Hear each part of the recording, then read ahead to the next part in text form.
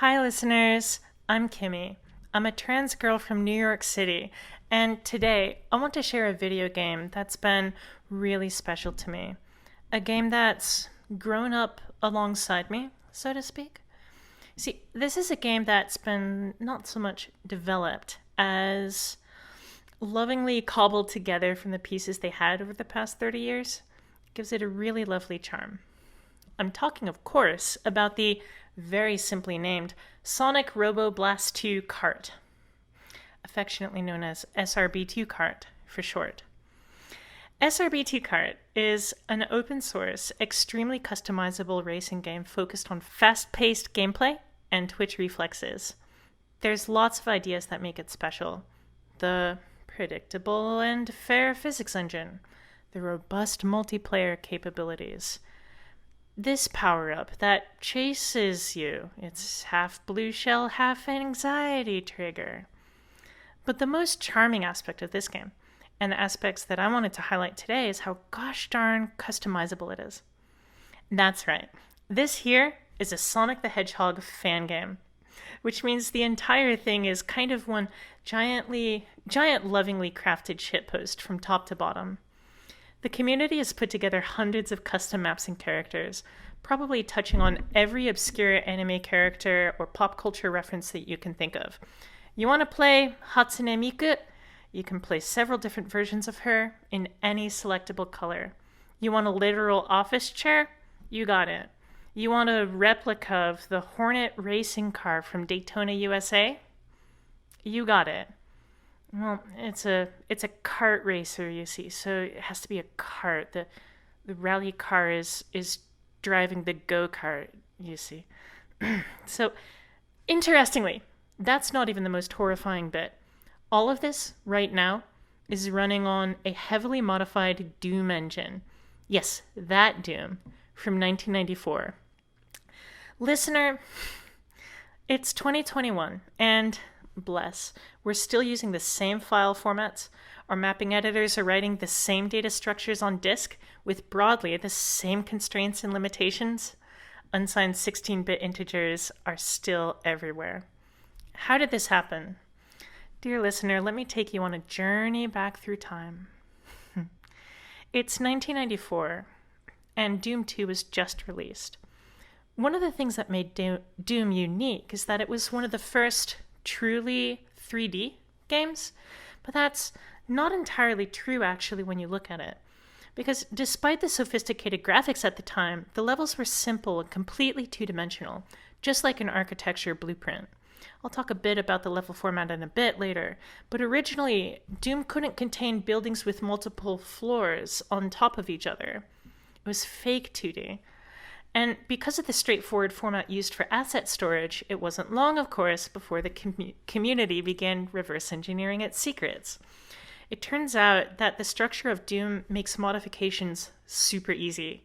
If you want to replace all of the enemies with Seinfeld characters, for example, all you have to do is load a patch file that you downloaded over your modem that overwrites the enemy graphics. It's a different time before the internet.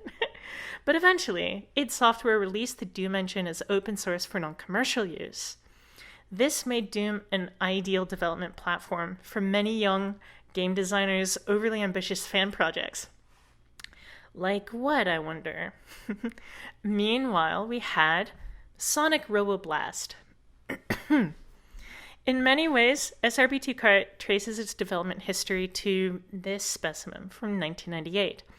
It looks silly, but I mean, come on, you could play as Sonic the Hedgehog on your computer, your IBM PC.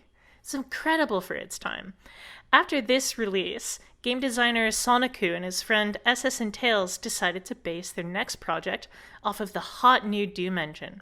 They wanted to bring it into the third dimension. They called this Sonic Roboblast 2.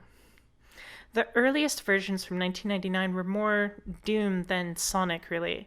They still had the characteristic gray palette, narrow hallways. It was Halloween themed, so you had spooky enemies still, which were little more than MS Paint scribbles, of course. But it was a start, and it soon grew this small cult following, which then blossomed into like a vibrant community. For all its faults and toxicity, the SRB2 community is special to me because it was really my first online community that encouraged aggressive self expression. I could see all the zany characters and original creations that my friends were making. To paraphrase Toaster, one of the SRB2 kart devs, you had all these creative kids who were hungry for their Sonic the Hedgehog content back in 2004, and you had this really malleable game engine.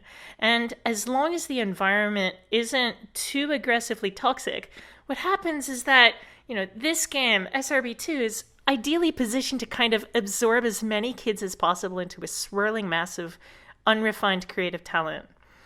Back then, messing around in the level editor and excitedly posting my terrible creations to the message board kickstarted my computing career, honestly. And of course, I wasn't the only one. Before long, modifications to SRB2 started popping up on the message board like wildflowers. Some good, some bad. For the ones related to SRB2 kart's history, going through them really quickly, you had MK races. This is one of the very earlier ones, July 2005, I think. It's pretty primitive. You are instantly killed the moment you fall off the track, for example. Moving on, we had SRB2 Riders in 2006, I think. It's a parody of the Sonic the Hedgehog skateboarding game. It also had an extra kart mode, almost as an afterthought. People ran with that one. You had Dude Kart 64, Super SRB2 Kart Z, and all of these other efforts done by other creators on the message board. And that sort of coalesced into SRB2 Kart that we know and love today. Meanwhile, the Sonic Roboblast 2 video game itself also matured into a very high-polished release. The two games have heavily overlapping, but kind of slowly bifurcating communities with a distinct development focus. It's really fascinating to watch given their humble origins. So, in short, SRB2 Kart is an amalgamation of an overhaul of a joke gameplay mode inside of a mod of a Sonic the Hedgehog total conversion of a Doom source port. 1994 to 2021. All right here. But for everything that's changed, things are broadly still the same. In 1994, Matt Fell wrote this amazing giant text file, the unofficial Doom spec, one of the first efforts to reverse engineer the system. And almost everything written here still works the same. Let me give you a comparison. This here is E1M1, the first level in the first episode of Doom. As I mentioned earlier, Doom levels are stored as 2D architecture floor plans. You have vertices, which are 2D points within each map. You have line defs, which connect pairs of vertices. Each line here has a front side and a back side, each of which might be textured. And connected lines form sectors that the players can walk through. It's all indoors. To provide the illusion of 3D gameplay, you can raise or lower the ceiling on each sector floor so it comes into or out of the screen in this top-down view. That way you can have some height. You can make rooms and stairs and ledges, which give a bit of verticality. And then finally, a list of things like monsters and power-ups populate the objects within each level.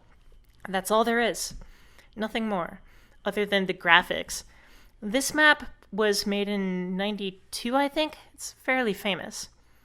Compare that to, this is Splashdown Zone, a recently released kart level from a mapper named Ivo. I'm opening it in exactly the same tool. It uses the same binary format, the same conventions. As before, you have your vertices, you have your line defs, you have your sectors, except in-game, this is what it looks like. A sprawling canyon dash through a vibrant outdoor landscape. The same primitive building blocks, transforming those bloody, dark hallways into something fresh. A reframed space that's new and inviting somehow. That's what makes this game so special to me.